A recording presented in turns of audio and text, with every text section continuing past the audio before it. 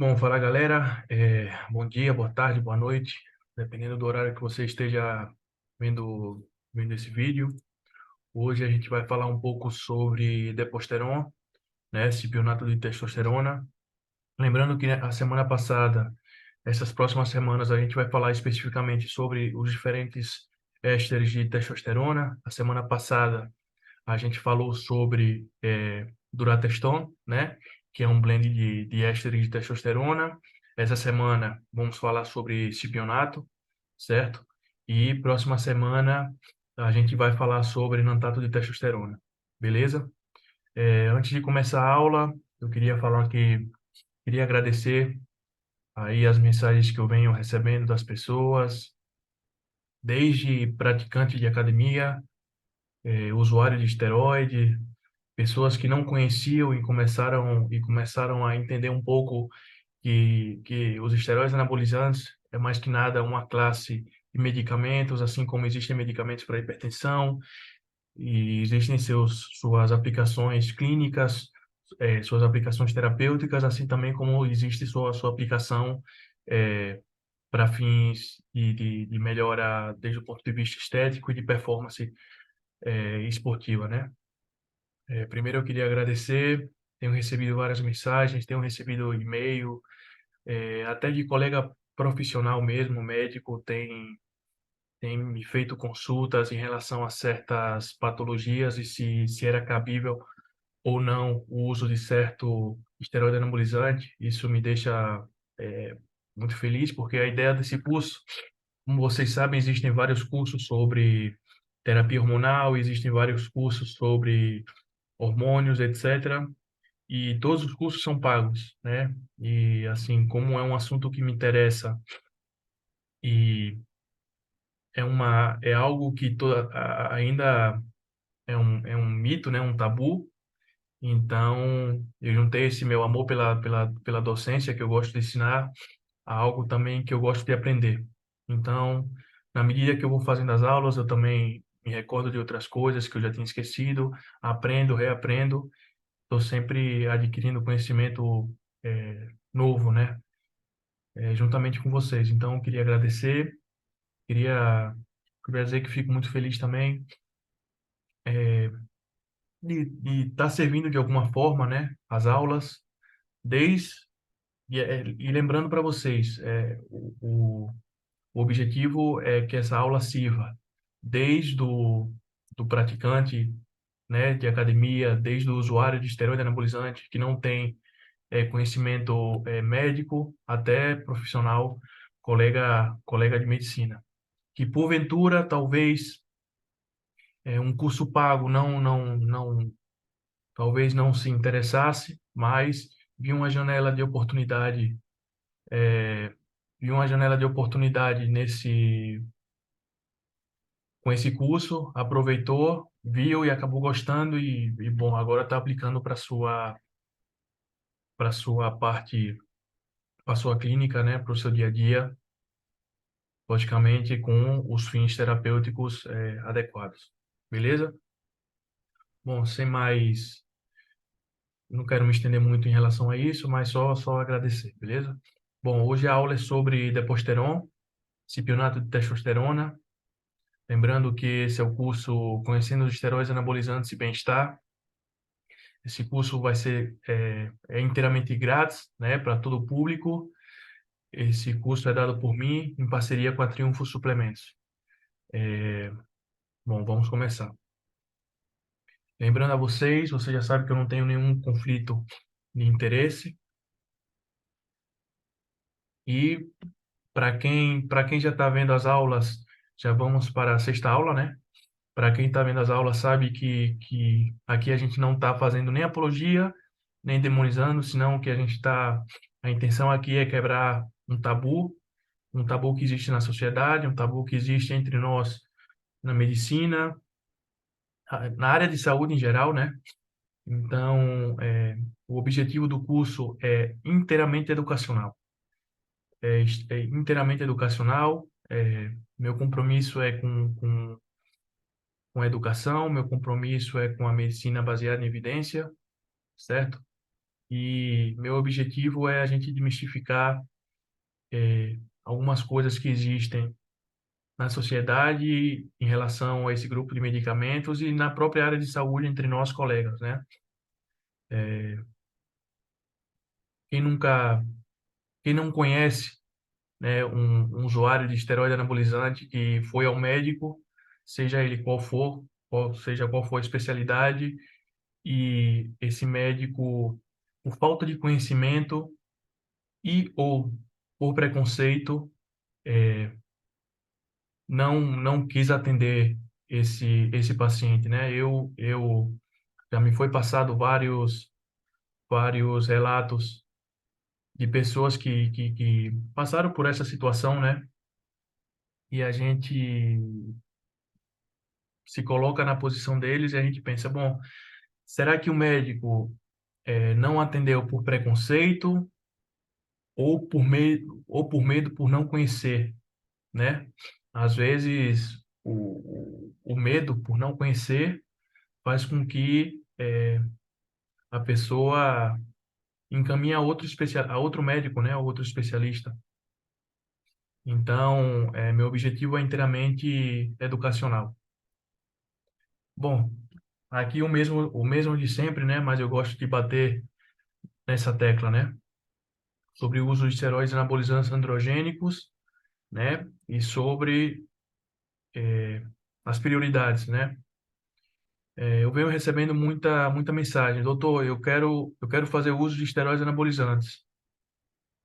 E assim, eu tomo meu tempo para responder e eu tento responder a maioria das pessoas, né? Se não todas. E e muitas das vezes eu me deparo com essa mensagem, né? Só isso. Então, eu sempre respondo, bom, não é assim, né? A gente tem que começar com exames, né? Que a gente vai falar um pouco mais adiante. Você treina, né? Há quanto tempo você treina, né? Seu treino é adequado? Seu treino foi feito por um profissional, né?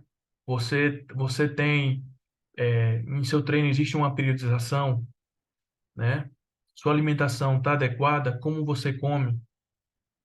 O que você come, né? Sua alimentação, seu plano nutricional foi feito por um profissional, né?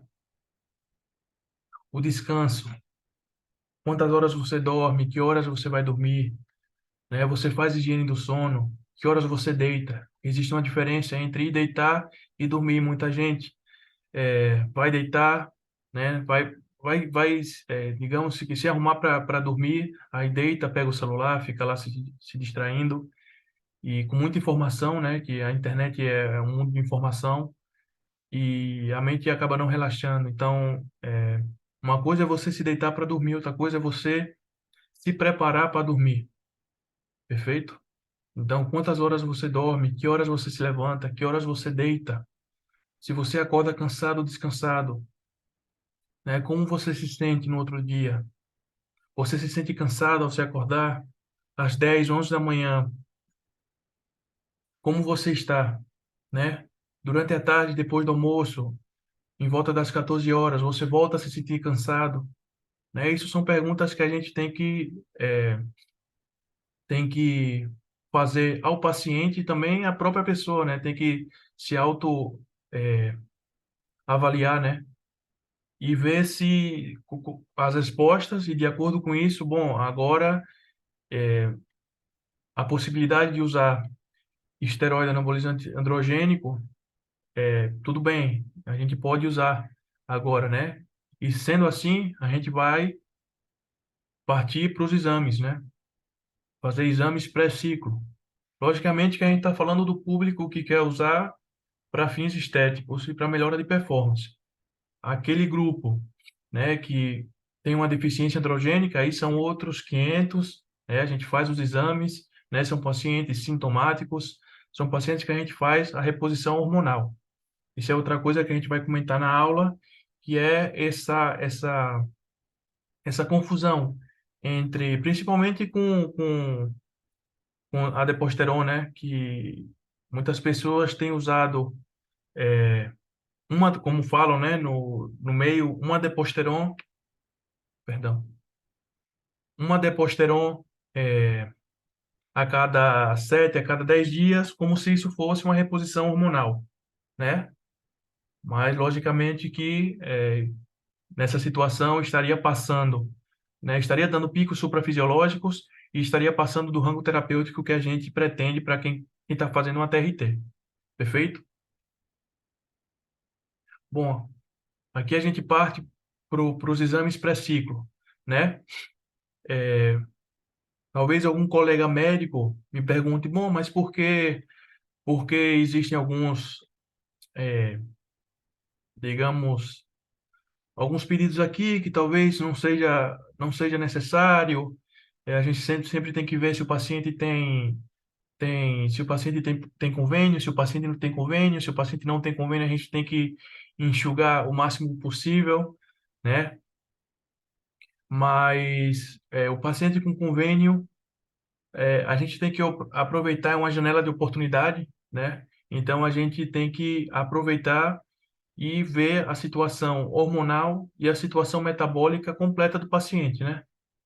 Então, a gente vai fazer um hemograma, a gente vai ver a função renal do paciente com ureia, creatinina, né? A gente vai fazer um espermograma, perfeito? Vamos ver a parte hepática, TGO, TGP, fosfatase alcalina, gama GT, né? Eu sempre gosto de bater nessa tecla. TGO, TGP pode aumentar, né? A gente sabe que tem um aumento das transaminases quando a gente faz uso de alguns esteroides, porém, quando a gente também treina de maneira muito intensa, o TGO, TGP pode aumentar, isso pode causar um erro de interpretação. Lembrando que a gama-GT tem uma maior sensibilidade em relação a dano hepático, cortisol, testosterona livre total, SHBG, estradiol, prolactina, TSH, T4 livre, T3 livre, FSH, LH, glicemia, hemoglobina glicada, insulina, DHA, vitamina B12, vitamina C, vitamina D, perfil lipídico. Perfeito? Agora, esse seria a situação ideal, né? O paciente com convênio é o paciente que tem condições de fazer esse, todos esses exames, né? Agora alguém pode perguntar, doutor, e se eu tenho um paciente que não tem convênio e quer enxugar o máximo possível essa lista de exame, né? Então, o que a gente faria? Faríamos hemograma, né? Faríamos ureia, creatinina para ver a questão renal, um espermograma, certo? TGO, TGP, fosfatase alcalina e gama GT. Faríamos testosterona livre total, SHBG, estradiol, prolactina, perfeito? FSH-LH, glicemia, insulina e perfil lipídico, beleza? Bom, agora começando sobre o cipionato de testosterona, ou Deposteron, né? Apareceu primeiro nos anos 50. Foi desenvolvida pela farmacêutica Upjohn. Historicamente, o principal uso do cipionato de testosterona foi para o tratamento de insuficiência androgênica em homens. No entanto, durante a história, já existiram outras aplicações terapêuticas da droga, como, por exemplo, tratamento de menorragia, né, que é sangramento uterino excessivo, lactação excessiva e aumento de massa muscular em idosos para combater a osteoporose, né, pelo seu potencial anabólico. Também já foi recomendada para aumentar a fertilidade nos homens. Esse é um dado bem interessante que eu não tinha visto nos outros ésteres de testosterona. Se acreditava que o paciente, isso é bem interessante. Se acreditava que o paciente com eixo inibido, fazendo uso do cipionato de testosterona, né, fazia o uso durante 4, 6 semanas, você iria inibir o eixo, né? O FSH-LH iria baixar também. Bom, depois desse uso durante 4, 6 semanas, se acreditava que iria existir um rebote, né, maior ainda da espermatogênese. Então, esse seria o pensamento do porquê era recomendado para aumentar a fertilidade nos homens. Esse é um dado muito interessante. Ao redor de 1970, o FDA começou a controlar de maneira muito mais restrita a prescrição da droga, e a gama de aplicações terapêuticas do cipionato de testosterona começou a diminuir, como, por exemplo, a retirada para o tratamento de fertilidade, menorragia e lactação excessiva. No fim das contas, o uso ficou focado para apenas a deficiência androgênica. Hoje em dia, deficiência androgênica, o que seria? Dependendo da sociedade, 2 exames de testosterona total com valores menores a 320 nanogramas por decilitro ou, dependendo da sociedade, valores menores a 250. Perfeito? E sintomático. Quais sintomas? Lembrando que os sintomas sexuais são os sintomas que têm maior sensibilidade. Quais sintomas? Diminuição da libido, disfunção erétil, perda de ereção matinal, perda de ereção durante a madrugada. Perfeito? Desânimo, depressão.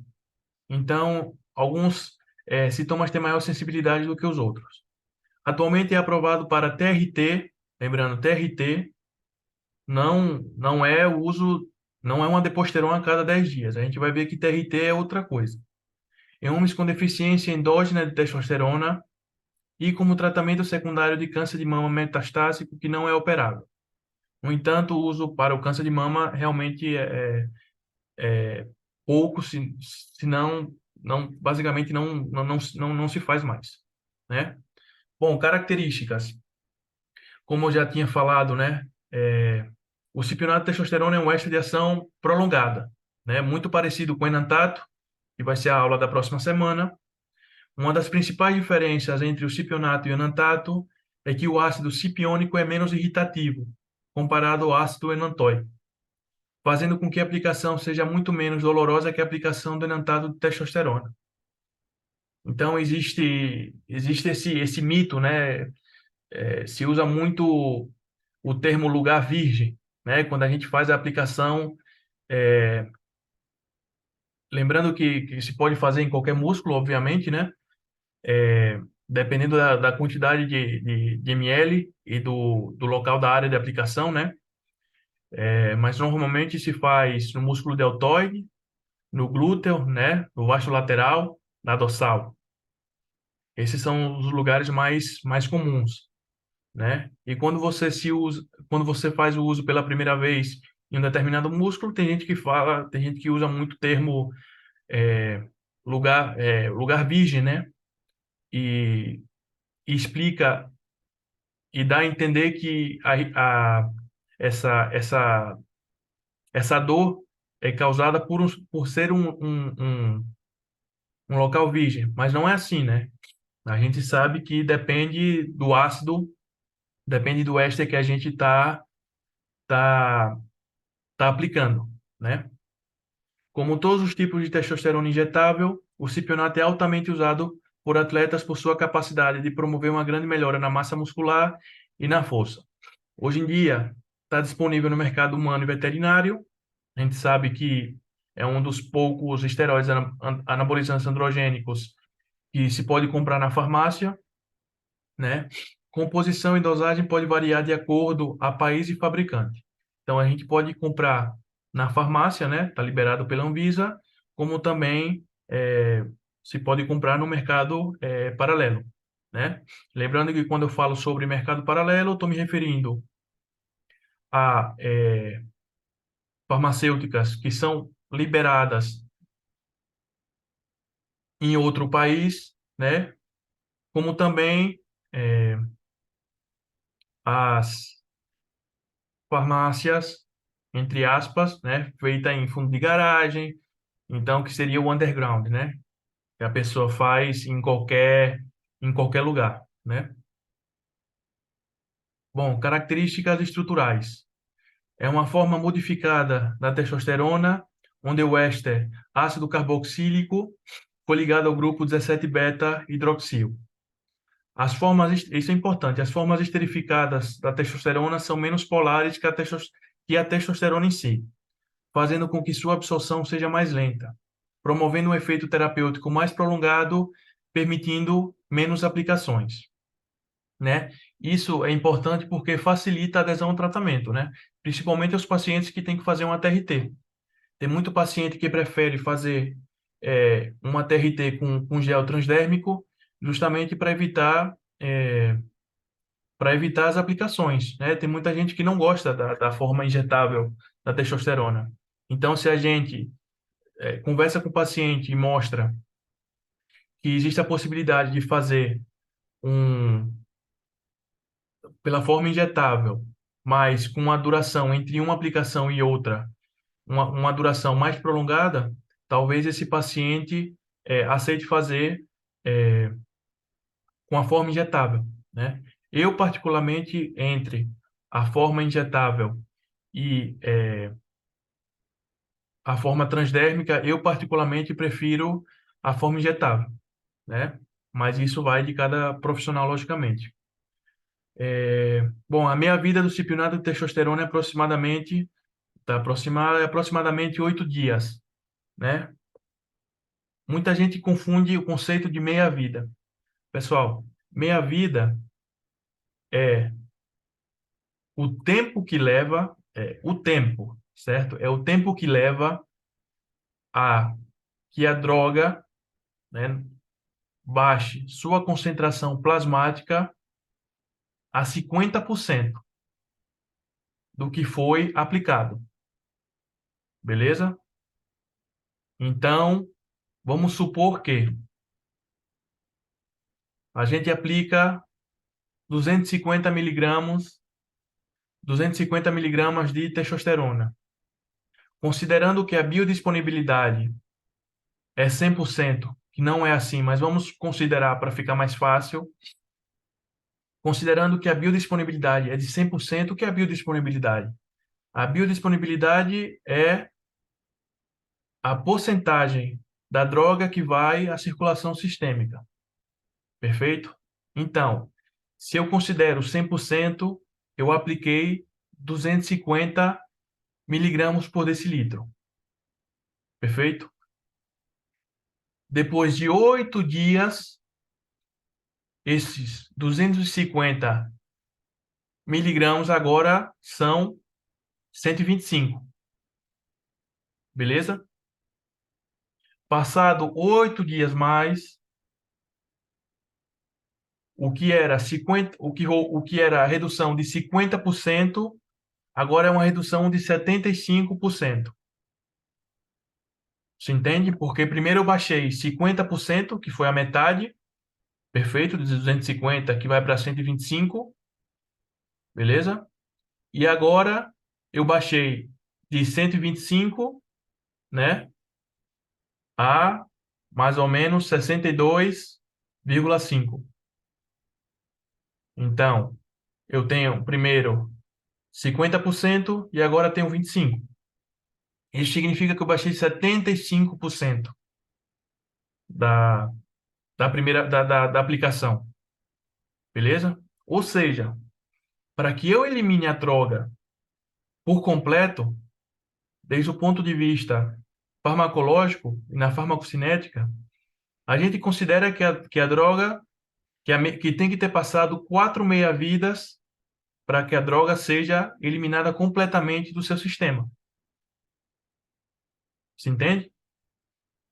Então, por exemplo, no caso do cipionato de testosterona, tem que se passar 32 dias para que essa última aplicação tenha sido eliminada 100% ou quase 100%. Na verdade, é 97,7%, 97,5%, né?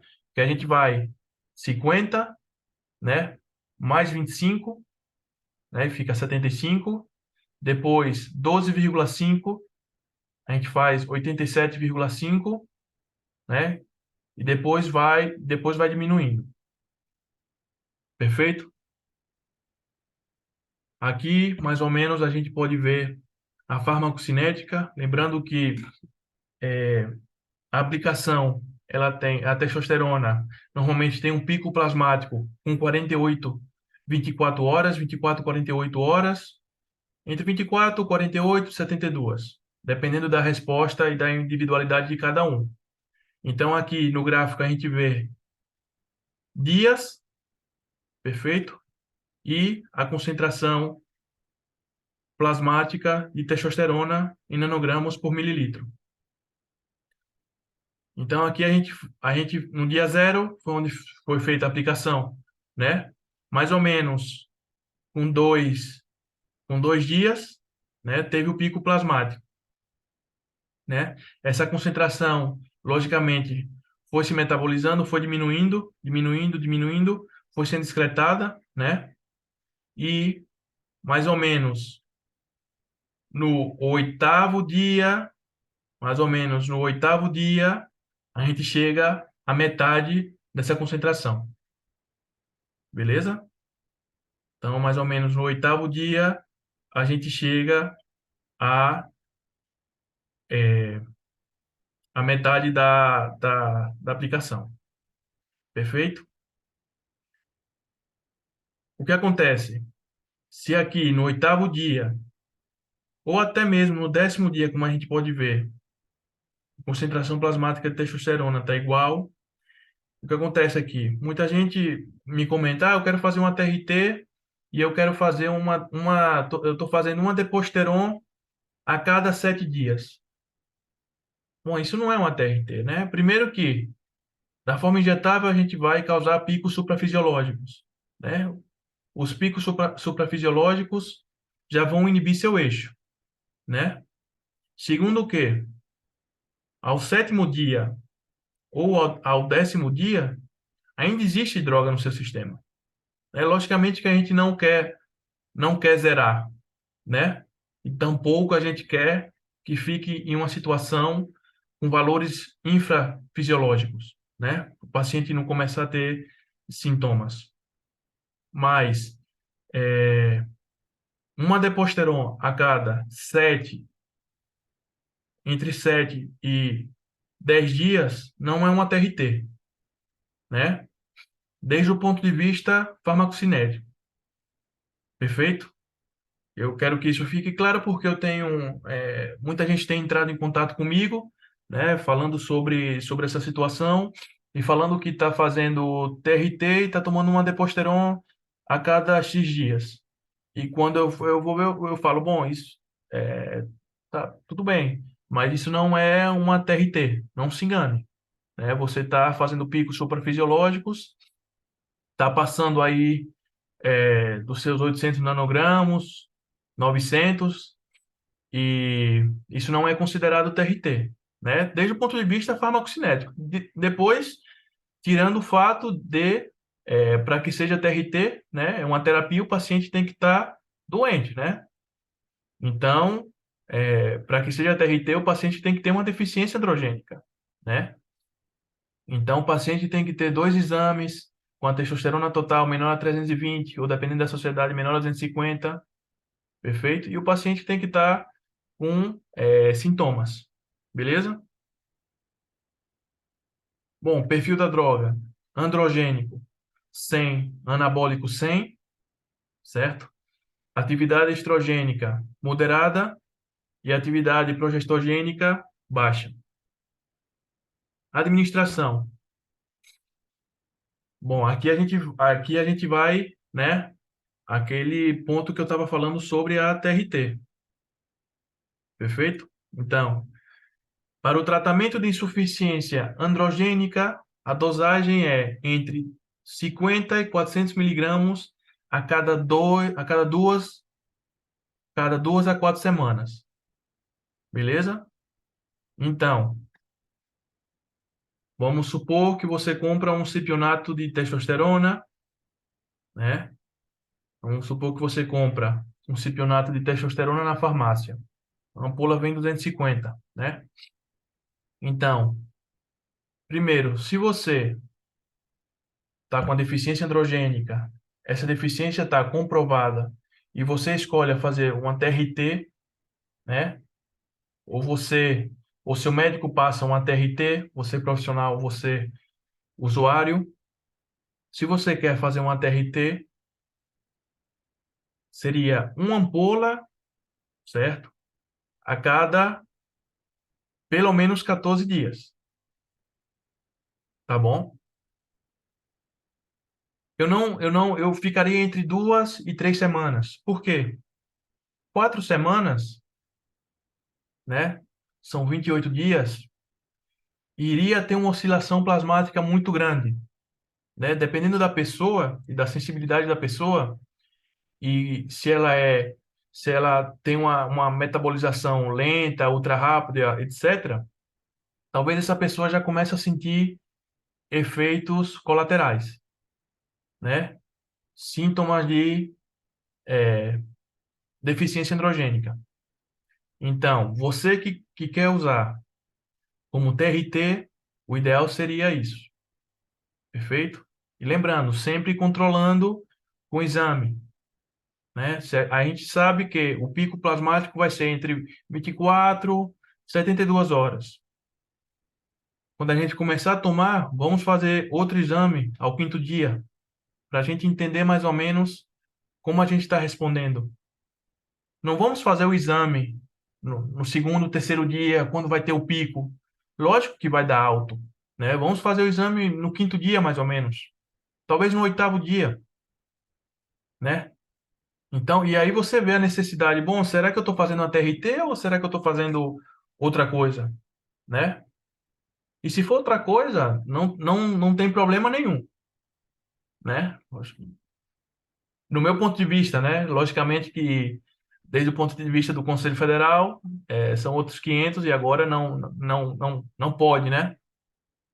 Se pode fazer cirurgia plástica, mas não pode fazer uso de esteroide para fins estéticos, né? Pode fazer uma lipo, pode fazer uma cirurgia plástica na orelha, no nariz, porque tem, né? Supostamente tem fim terapêutico, né? Mas para melhora de bem-estar, né? Para fim estético, não se pode, né? Bom, esses são outros 500. Enfim. Bom, isso eu queria deixar claro. Apesar de estar ativa no corpo por um período prolongado, para fins estéticos e de melhora de performance, o cipionato é aplicado semanalmente. Aí é aquilo que a gente já conversou anteriormente, né? A dose usual é entre 200 a 600 miligramas por semana, em ciclos que podem durar de 6 a 12 semanas. Usualmente incorporado em fases de bulking, quando a retenção de água não é a principal preocupação, senão que o foco principal é o ganho de massa muscular. Alguns também usam cipionato na fase de cutting, mas tipicamente em doses menores, como 100 a 200 miligramas por semana. O cipionato tem um efeito anabólico bastante efetivo quando usado de maneira isolada. Porém, alguns atletas preferem usar juntamente com outros esteroides anabolizantes androgênicos. Bom, essa questão de usar em fase de cutting, em fase de bulking, realmente é algo que o atleta, né? Aqui a gente já está falando de atleta, né? Aqui a gente já está falando de atleta de fisiculturismo. É algo que o atleta tem que testar e ver como responde no corpo dele, né? É logicamente que, por exemplo, se a gente for usar uma Durateston que tem um blend de ésteres, logicamente é algo mais complicado de se controlar, né? Mas a gente entendendo a farmacocinética de um éster, com alimentação adequada, com treino adequado e com descanso adequado, dificilmente a gente não vai ter um ganho de massa muscular de boa qualidade, né? Então, a questão de estar no booking ou a questão de estar no cutting e a questão da dosagem, de maneira isolada, não se pode afirmar, né? Temos que levar em consideração a dieta, né? Ele tá com uma dieta hipercalórica, ele está com déficit calórico, né? E o atleta, o paciente, tendo em conta a parte nutricional, o descanso e o treino, aí o resultado, aí a gente vai ver uma diferença, né? Se ele vai reter um pouco mais, se o ganho de massa muscular vai ser de uma melhor qualidade, perfeito? Se ele vai estar baixando o BF, né, porcentagem de gordura corporal, ou se vai estar aumentando, né? Então, perfeito. Bom, e como já havia dito, né, pode ser usado de maneira isolada, né, ou com o uso de outros esteroides. Aqui, por exemplo, tem um exemplo, né, lembrando que a gente está tendo uma conversa sincera, uma conversa séria aqui, educacional, então não é para sair copiando, que a gente tem que entender a individualidade de cada um e como responde cada um, perfeito? Então não é para sair copiando aqui ciclo, beleza? Então você pode usar aqui de maneira isolada ou juntamente com outros esteroides, como por exemplo fazer uso de DECA, né? Uma proporção 2 por 1 é o que eu gosto de fazer. Não gosto de fazer DECA only, como se fala, né? Só o uso de decaonato, mas eu gosto de uma proporção aí de deposteron 2 por 1 de DECA, perfeito? Talvez para uma fase de cutting, poderíamos aí tirar a DECA, colocar uma oxandrolona, certo? Mas, de novo, DECA incha, cara, vai depender se você tá com déficit calórico ou se você tá com a dieta hipercalórica, beleza? Bom, em mulheres, raramente usado em mulheres no contexto clínico. Quando usado, foi indicado para mulheres com câncer de mama metastásico não operável, como tratamento secundário. Como eu já falei, basicamente não se usa.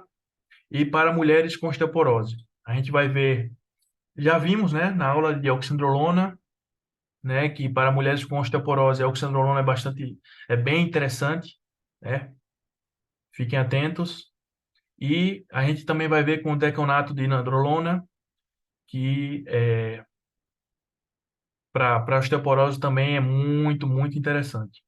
Beleza? Aumenta a atividade dos osteoblastos, diminui a atividade dos osteoclastos, beleza? Para mulher com sarcopenia também, beleza? Com osteosarcopenia. Então, oxandrolona e DECA aí nessas situações. Ah, minha mãe com 65 anos vai usar DECA. Bom, existe protocolo bem estudado, certo? Existe protocolo também para oxandrolona bem estudado para o uso, né? Aí vai de cada um, você profissional, se quiser buscar um pouco mais aí sobre essa informação, né? Lembrando que as medicações para osteoporose têm um efeito ao longo do tempo, né?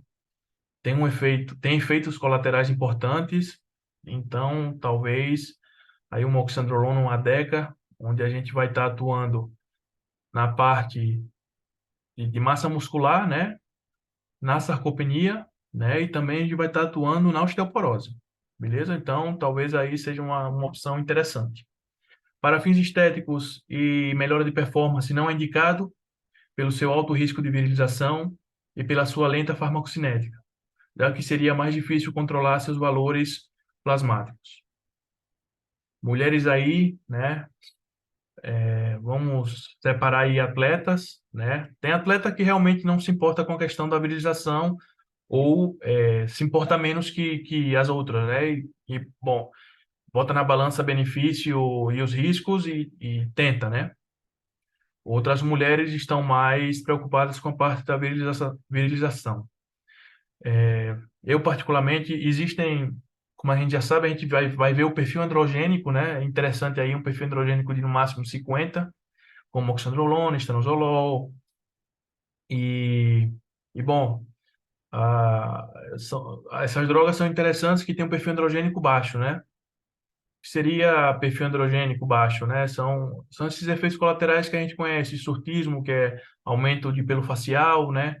Engrossamento da voz, aumento do clítoris, etc, né? Então, existem outras possibilidades. A outra possibilidade a testosterona em gel, né? Mais ou menos aí 1,5 até 3%, né? sempre controlando aí a clínica, né? Sempre tendo bastante precaução com a paciente, né?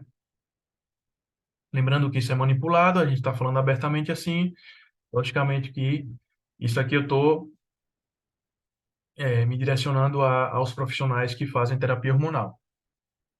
Bom, aqui a gente vai falar um pouco sobre efeitos colaterais, retenção de água, ginecomastia, né? Aqui a gente está falando mais da parte de aromatização, então talvez o uso de anastrozol seria interessante, né? Dose, bom, a dose vai depender de cada um, né? Eu mesmo tenho um questionário só de inibidor de aromatase, né? Algumas perguntas que eu gosto de fazer para ver se o paciente está aromatizando ou não, né? Lembrando que a maior BF, a gente vai ter uma maior aromatização. Então, tem muita gente que começa com ciclo com 18%. Faz os exames e vê que os níveis, digamos que a relação testosterona e estradiol não está adequada, né? Lembrando que essa relação tem que ser entre 20/1 a 30/1, ou seja, a cada 30 de testo eu tenho que ter um de estradiol. E se eu tenho uma relação que não está adequada, por exemplo, a cada 15 de texto eu tenho 3 de estradiol, e eu estou com 18 de BF, bom, esse paciente ele não precisa do inibidor de aromatase, ele precisa baixar o BF dele. A aromatização ela ocorre com a maior porcentagem em tecido adiposo, beleza? Então, são algumas coisas que a gente tem que questionar antes de fazer a prescrição de inibidor de aromatase. Bom, aumento da oleosidade da pele, acne, crescimento de pelos faciais e no corpo, piora de calvície androgenética, certo? Isso também é uma questão que a gente pode controlar com talvez o uso de finasteride, é algo também individual, a questão da dose, etc. Então, você, colega médico, vê essa questão também. Bom, alteração no perfil lipídico, a gente já sabe que tem uma redução do HDL e aumento do LDL. O que se fazer? Cardio. Não tem outra. Fazer cardio, frequência cardíaca entre 120 e 140 mais ou menos. Não é aquele cardio que você fica conversando com um colega do lado, fica no celular falando no telefone. Não, é um cardio que você não está correndo, mas também você não está não fazendo nada, né? É um cardio realmente que esteja trabalhando aí sua parte cardiovascular. Essa é a melhor forma, digamos, de controlar aí e tentar minimizar essa alteração no perfil lipídico, beleza? Inibição do eixo hipotálamo-hipófise gônadas, né? Como a gente já sabe. Em mulheres, engrossamento da voz, mudança na textura da pele, crescimento de pelo na face, aumento do clítoris, irregularidades menstruais. Bom, voltando ao básico, né? Não vou me prolongar muito aqui, mas vamos dizer que o esteroide anabolizante androgênico não é para todo mundo, é para quem merece. Beleza? Quem merece? Primeiro, aquele que tem a deficiência e que necessita, né? Então, é para quem merece e para quem necessita, né? Para quem precisa, é aquele para quem necessita, é aquele paciente que tem uma insuficiência androgênica. Sim, seja pela idade, seja por outros fatores. Beleza?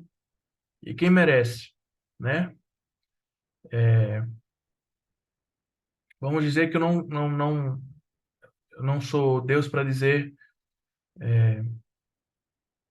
se você deve ou não fazer as coisas, né? Ou se você merece ou não. Aqui merece, a gente está falando, a gente está fazendo simplesmente uma analogia, né?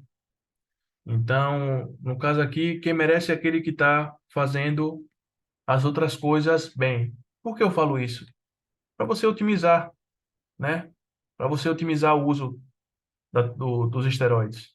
De que adianta você não estar descansando, não se alimentando bem, não estar treinando e estar fazendo uso, né? Você simplesmente está inibindo o seu eixo, dependendo da individualidade de cada um, você está provocando um monte de efeito colateral, entendeu? Você está perdendo dinheiro, está perdendo saúde, entendeu? Então, por isso a palavra merecer, né?